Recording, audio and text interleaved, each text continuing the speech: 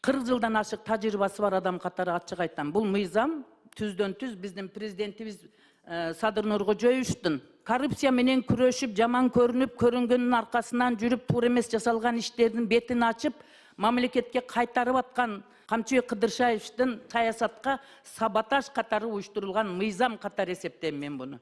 Эжила мырза, сиздин мыйзамдын долбооруну эмне максат менен алып чыктыңар? Жөнөкөй тил менен айтсаңыз коомчулук уксун.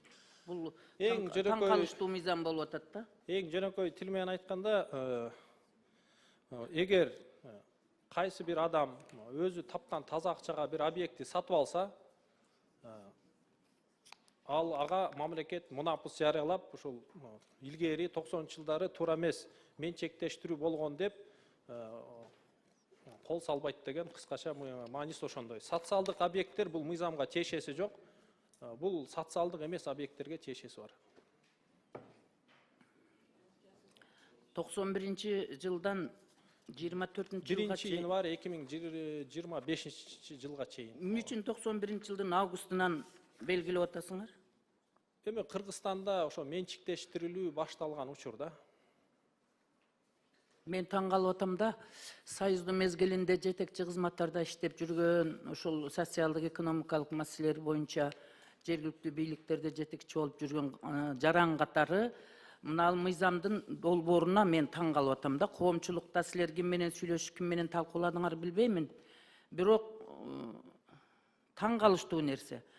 Биринчи кезекте түздөн түз азыр ошол 30 жылдан ашык убакыттан бери 91-жылы приватизация болгондо приватизация кылып алгандардын бир уч 70 жыл бою биздин кыргыз мамлекетин түптөлүп чогулткан каражаттарды бир уч ошол мезгилде жетекчи кызматтарда иштеген адамдардын менчиктеп алып, ошонун артынан байып, ошонун артынан күн көрүп, жети тукумуна чейин жете турган шартты түзүп алып, мамлекетти уурдап тоногондорду коргогон мыйзамдын долбоору болуп атат да. Ошол 91-жылдан 24 жылга чейин пешинетер эмгеги менен экономикалык рынок мезгилинде өзү иш уюштуруп, ишкерчилик менен шугулданып, өзү пешинетер эмгеги менен ошол жаңылыктарды киргизип, жумушчу орундар түзүп, ишканаларды ачып, анан өзүн тапкан пешинеттер тапкан каражатына имараттарды сатып алган адамдарды коргогон маселе эмес булчу. Бул ошол 91-жылы 70 жыл бою элдин эмгегинен чогулуп биздин кыргыз мамлекетинин түзүлүшүнө ээ болуп турган ошол айылдагы айыл өкмөттөн, сельсоветтен баштап колхоз, совхоздордун, мекеме ишканалардагы заңгыраган имараттардын бала бакчага чейин бардыгын, даже керек болсо библиотекадан бери китептерини макулатурага тапшырып туруп, библиотекадан бери менчиктештирип, бар жокту жоголуп талкалаган адамдарды коргогон мыйзам болуп атат.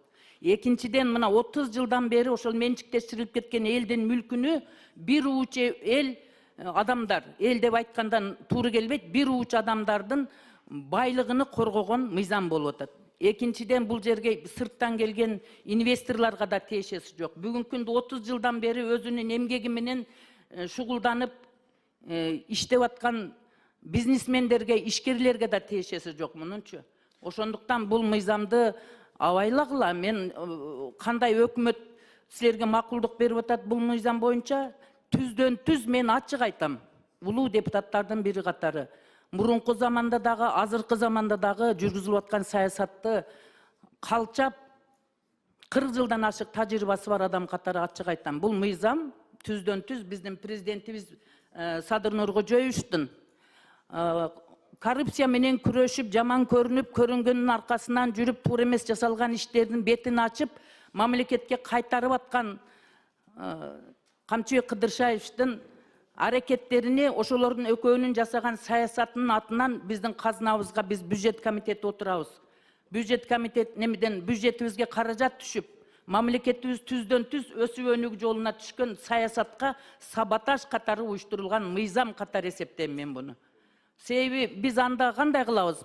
Данияр Эрмекович, сиз аябай маани бериңиз бул мыйзамгачы.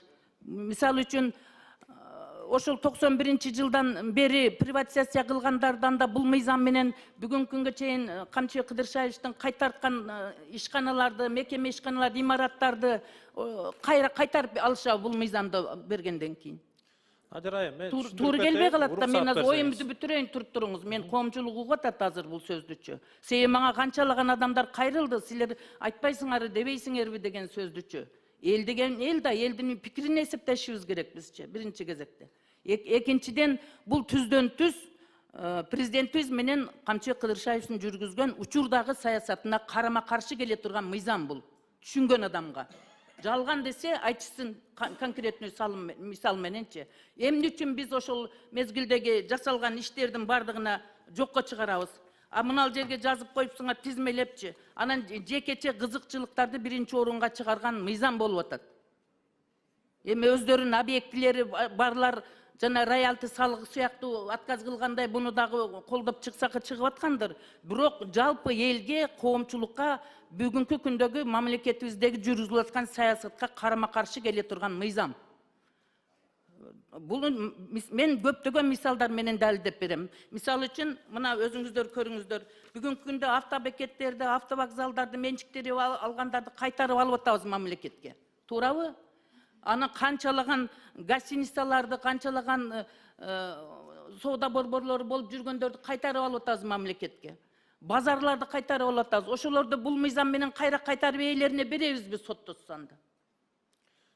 Ошон үчүн бул жерден экономикалык министрлиги кандай ой менен силерге биргелешип бул мыйзамды колдоп чыгып атат, мен түшүнбөдүм. Ошондуктан мен түздөн түз бул мыйзамды биз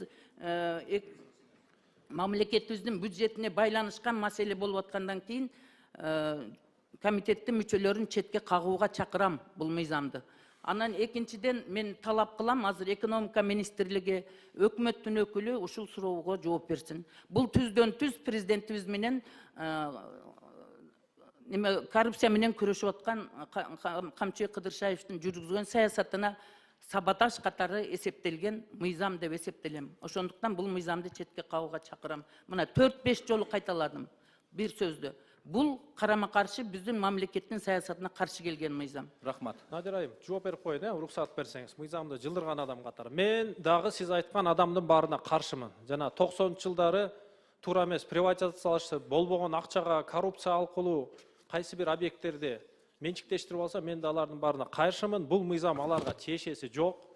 Бул мыйзам кимге тиешеси бар? Адыр ишкердикти кылган көбүнчө адамдар 30-40 жаштын тегерегинде. Алар ошо 90-жылдары приватизация жүргөн кезде алар мүмкүн бала бакчага, балким мектепке барып жүргөн учуру. Анан алар Россияга барып 5-10 жыл иштейт. 5-10 жылда бир маңдай тери менен бир канча акча топтоп келип бир цех курайын десе, балким 30-40 жыл мурун ал билбеген маалымат үчүн мурунку биринчи приватташкан адам мыйзамдарды бузгандыр, балким, бирок ал билбейт, кабары жок. Сатып алган кезде толук документтерди алган мамлекеттен, анын эч кандай күнөөсү жок. Ошол ортодон күйүп калып атат. Бул мыйзам негизи 6-7 айдан бери макулдашууда. Баргы органдардан мындай айтканда сунуштар баары алынган, анын баары буйруса экинчи окууда эске алынат. Кыскасы, сиз айткан адамдарга бул мыйзам тиешеси жок. Бул добросовестный покупатель деп коет орусча. Ак ниети менен өз акчасына сатып алган кишиге гана тиешеси бар. Анан сиз айткан автовокзал, мектеп, бала бакчага бул мыйзам тиешеси жок. Аларга мунапас берилбейт, социалдык объекттерге. Ошо тактап кетейин ошол жагын. Сиз мен кечиресиз Элдар мырза. Мен анын баарын жатка билип турам. Имени приватизация болуп турганда мен ошол жергиликтүү бийликте жетекчи катары приватизация боюнча комиссиянын төрайымы болгонмун.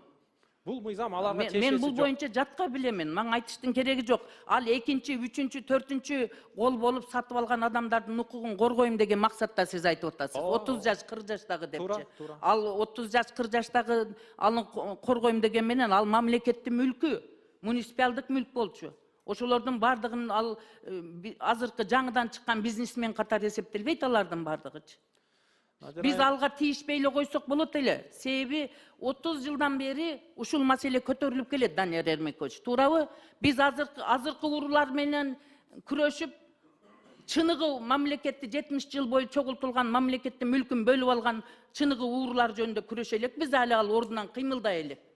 Эгерде мына мыйзамды биз кабыл алып берсек, аларды өмүр бою жашай бер, ошо 6-7 укум тукумуңа чейин, 7 атаңа, 7 пуштуңа чейин артыңда кала турган адамдарга жете турган мамлекеттин мүлкүнү пайдаланып жата бер деп биз шарт түзүп берип коебуз анда, мынаны кабыл алып берсекчи. Мындай калыс болойлу да.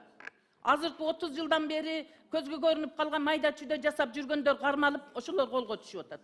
А тиги чыныгы уурулар әлі ордунан жылы элек да. Рахмат. Ошон үчүн бул түздөн түз бүгүнкү биздин мамлекет башчыларынын жүргүзүп аткан саясатына тоскоолдук кыла турган карама каршы мыйзам болот. Мен ачык эле айтам.